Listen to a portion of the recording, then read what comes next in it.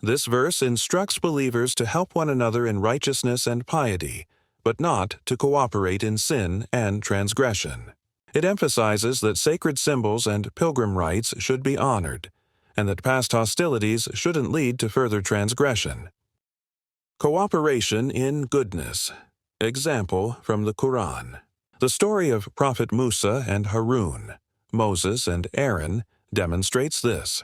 When Allah commissioned Musa, he asked for his brother Harun to assist him. And appoint for me a minister from my family, Aaron, my brother. Increase through him my strength and make him share my task. 20:29-32. Even prophets needed spiritual companionship and cooperation.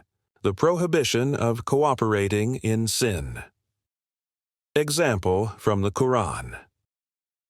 Prophet Nuh's Noah's son refused to board the ark, and despite Nuh's paternal love, he could not save him from the consequences of his own choices.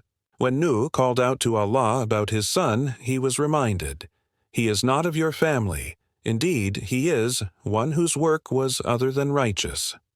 11:46. Spiritual kinship is defined by righteousness, not just blood, restraining anger and avoiding transgression.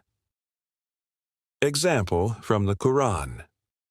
Prophet Joseph exemplifies this when his brothers, who had thrown him into a well and sold him into slavery, stood before him years later.